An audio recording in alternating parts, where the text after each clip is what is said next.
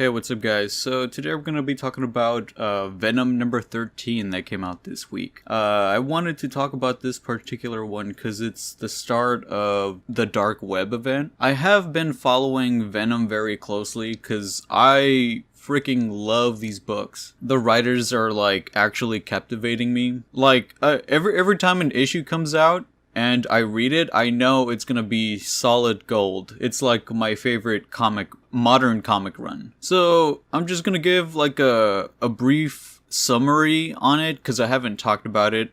So just to give some context into this particular issue, and without overcomplicating it, because I know damn well I cannot possibly explain what's happening in the story and make it coherent. But I'm gonna try my best. Spoiler warning though, if you haven't read the issue and you want to read it before you hear some nerd on the internet talk about it, probably do so. Otherwise, let's begin. So, brief summary. We're in a situation where Venom, Eddie Brock, he has sort of stuck himself in a endless loop where he has multiple different versions of himself and different personalities that go throughout this span of time, and we're following him from the very beginning of that span, if that makes sense. So it's like, on the cover of the actual issue has like a visual representation of what I kind of mean. Like he's sort of stuck in an endless loop. Being the King in Black, he has the ability to pretty much control any piece of symbiote matter anywhere at any time. But he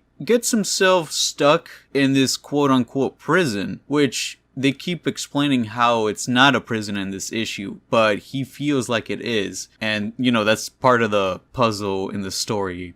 I like thinking about that, but that's a brief summary over what is happening here. He's having a conversation with a future version of himself where he has come to terms with the fact that he's stuck, and he's very cynical about the situation. And after that version evolves, he turns into a version of himself that doesn't see the cynical joke side of the situation he's in. So he's more like, he just accepted the fact that he's just there. But we haven't gotten to know more about that one yet. And as they're both talking, Eddie Brock and the future version of himself, Eddie gets really mad and he starts changing into the next phase of himself, which is a version called Bedlam. And after Bedlam, it's the version that he's talking to right now. Yeah, it's confusing, but shit, I love it. It's good. But as he's talking to him, to his future self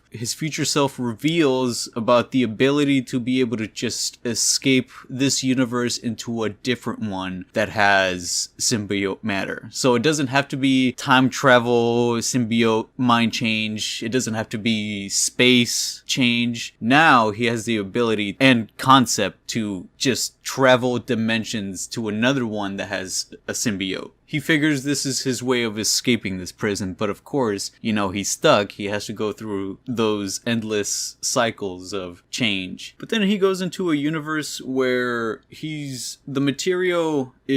symbiote material is trapped inside of a container. It's a very rare material that is worth a lot. And so he's basically trapped in a jar. He has like these two wizards entrapping him. He's very small, but inevitably he does break out. He kills one of them, and then he forces the remaining wizard to make him grow to a normal size for that universe. After increasing his size, the remaining wizard does ask Eddie Brock Venom for a good glunk of his symbiote matter, because of course it's worth a lot. And of course Eddie, he's a good guy. After taking out his homie, he gives him a good glomp because why not? And the wizard explains how he's excited to tell his wizard homie about the huge glomp of symbiote matter that he has now. And Eddie brings up the fact like, dude, I just took him out. What do you mean? And it gets explained how they're in a universe where time isn't coherent, I guess. So after Eddie leaves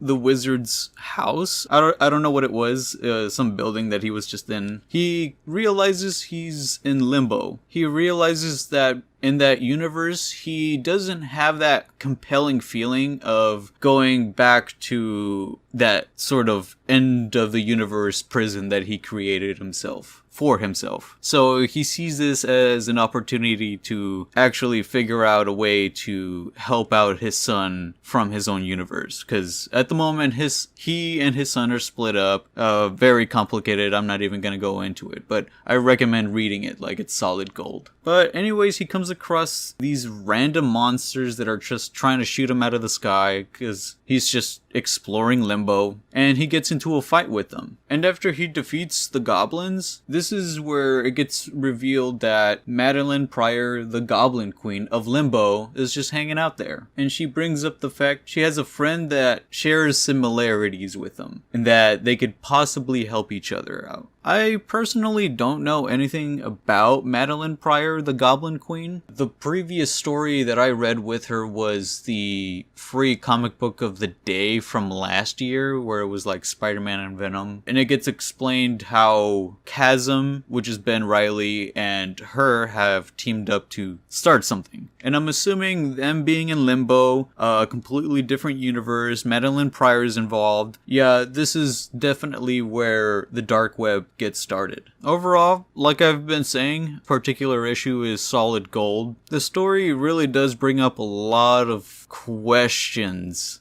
that do get answered in a really cool way, like a cool, satisfying way, basically. Because you're constantly thinking about these, like, plot threads, of course, and they actually get answered in a really cool way. So, like, this one is just pure solid gold. Yeah, I highly recommend it. But like I said, I did just want to talk about this issue because it's part of the Dark Web event, and I want to try to follow every piece of that event just to see what happens, just to see what questions get answered from, like, the previous 13 issues of Spider-Man. So we'll see what happens with that. But anyways, I appreciate you guys for listening to me talk about this week's Venom comic. If you enjoyed me talking about it and want to hear more about comics, just like, follow, and subscribe, and I'll see you guys next time.